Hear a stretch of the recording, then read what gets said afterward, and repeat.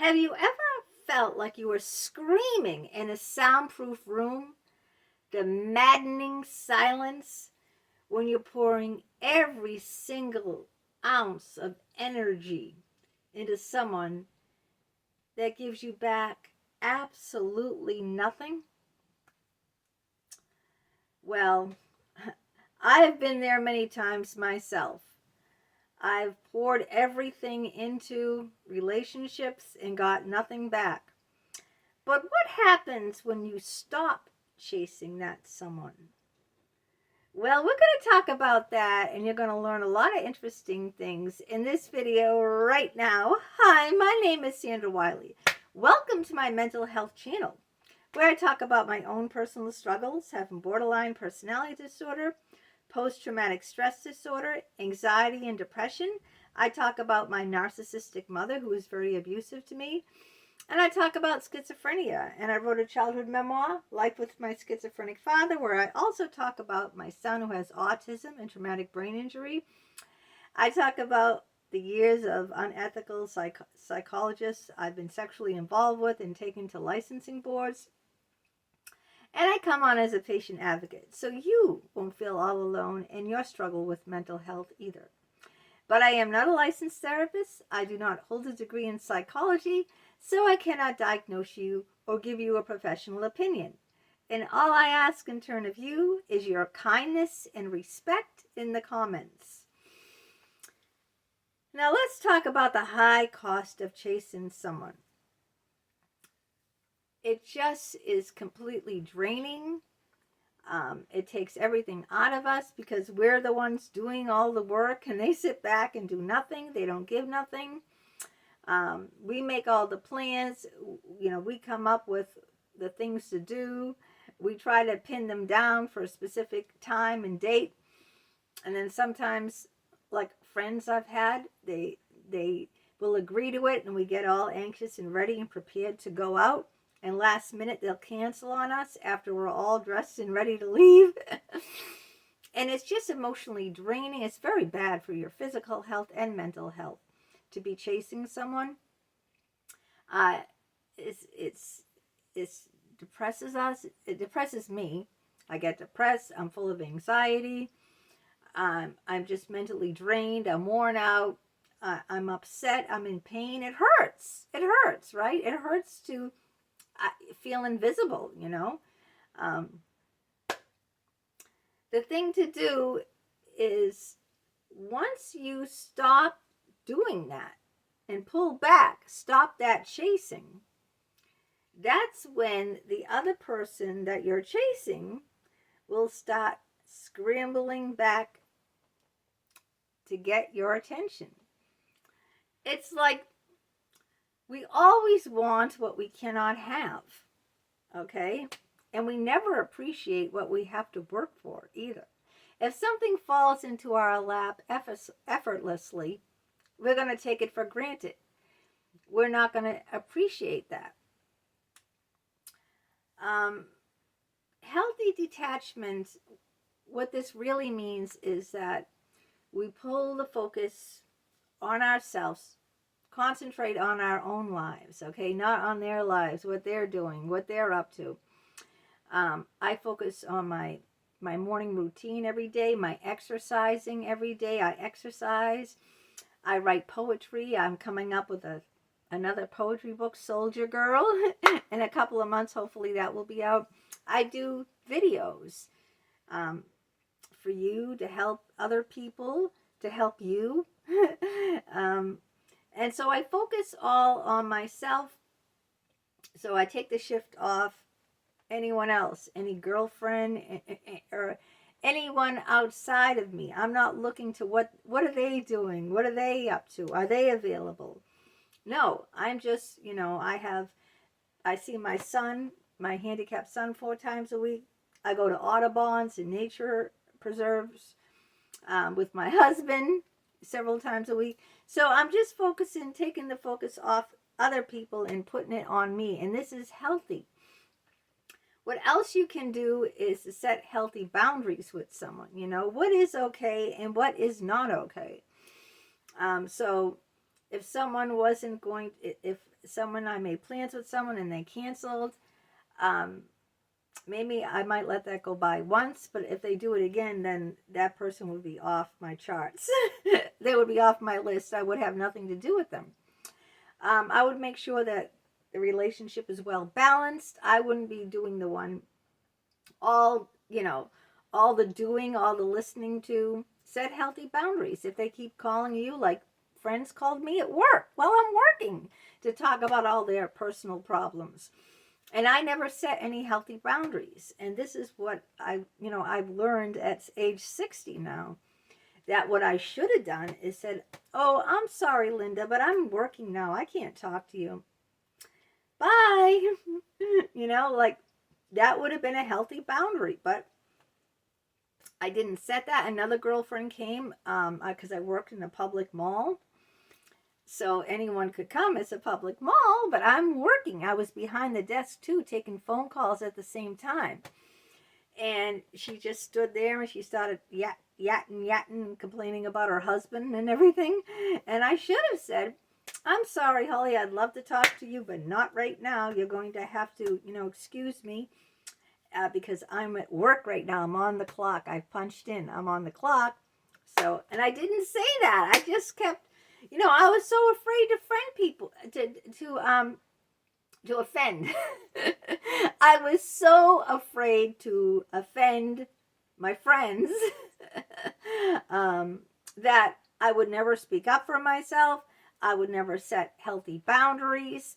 And this is what happens when you do that. You become a doormat, like I was a doormat, and people will walk all over you, So you got to first set the focus on yourself.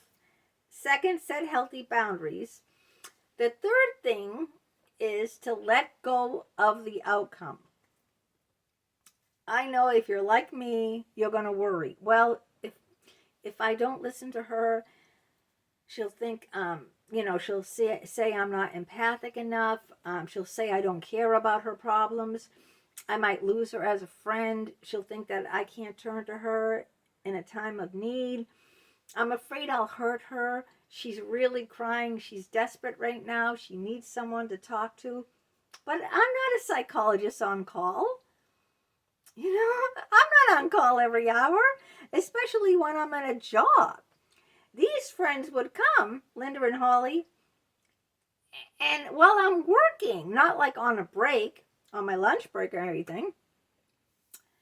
And I was too afraid to upset them. Oh, they're already upset. I'd be so empathic. Oh, they need someone to talk to right now. I'm the only one they can talk to, which was a lie. It wasn't true. I was not the only one they could talk to or go to. Oh, I feel bad. Oh, they're suffering. They're in pain. No. You got to let go of that outcome. You got to let go of what's going to happen. What are they going to do if they don't talk to me? The world isn't going to end. They're not going to die, all right? Let go of the outcome. They're going to be offended. They might get angry. I'll hurt their feelings, because if we're fawning, we're people pleasers, we're empaths, we're afraid what's going to happen if I turn them away. Let go of the outcome. All right? It's not up to you. They're adults. You're an adult. They're not your children, okay? They're not minors. They're not your children. You are not responsible for another adult, okay? Did you hear that? You are not responsible for another adult. Let go of the outcome. Set your boundaries. Put the focus back on you.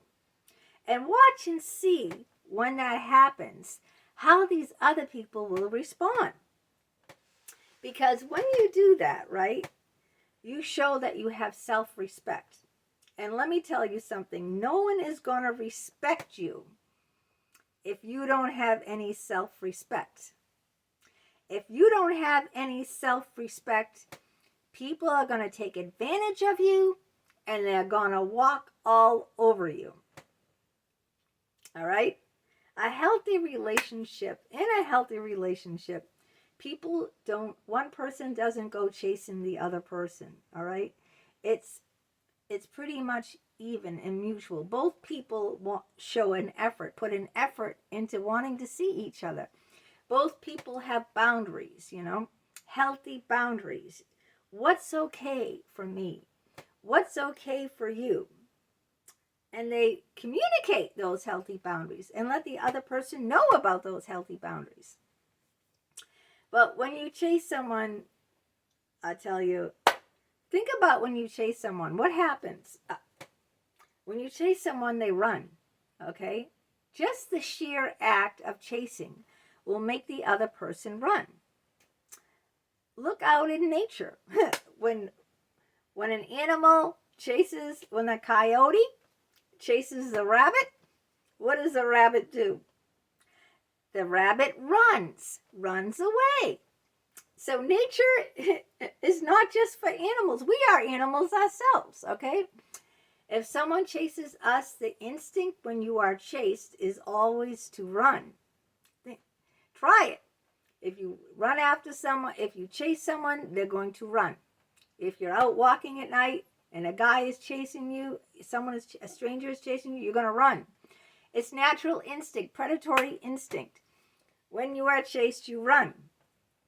Now, if you stop chasing that person, they're not going to run. No, they won't run, okay? If I go chase, a bunny in the yard, the bunny's going to run. If I sit there on my deck, very quiet, and I get to enjoy the bunny because I'm not chasing him and he stays. That's what it's about. So remember that. If you chase someone, the natural animal instinct is to run. Healthy relationships aren't about chasing, right? Or playing games or playing hard to get. That never works either because a person will think that you're not interested in them. All right? Playing hard to get, those are just games. People will think that you don't have interest in them, and they really will. You'll never get anyone like that in the long run. Maybe in the short term, but not in the long run. You're never going to get anyone by playing games, by playing hard to get. Just open, honest communication, setting healthy boundaries, letting go of the outcome, not worrying about how you're going to offend someone by asserting your rights. And this takes time. I'm not saying that this happened overnight with me. It didn't. It took many, many years from like my mid-50s to like I'm going to be 60. It took all this time to shift the focus back on myself, stop chasing people who don't want my company, stop making plans with people who cancel or put in all the effort and all the work or always being available even when I'm on the job and jeopardizing my job for people because I was worried about hurting their feelings. No. I'm setting healthy boundaries. I'm putting the focus back on myself and I'm letting go of the outcome. I'm not worried about what's going to happen to them. All right. It's out of my hands. They're adults. They can take care of themselves. I hope this video was helpful for you. If so, give it a thumbs up, like it, share it with your friends, your family on your social media platforms. If you haven't joined or subscribed to my channel yet, please hit that subscribe button. It's the lower right hand corner. That way you'll be notified each and every time a new video of mine comes out. If you're interested in any of these books, my memoirs of my childhood, or my poetry, or my biology books, or my unethical psychologist, the links to all of those books are down below in the description. They're all available on Amazon. If you'd like to help contribute to my channel, I put a video out every single day except when I'm on vacation. Then you can buy me a cup of coffee. The link to that is down below in the description as well. If you'd like to email me, feel free to. My email address is down below. It's Leanne, Leann 827 @hotmail.com, and I'd love to hear from you. And until next time, take care and have a great day. Bye-bye.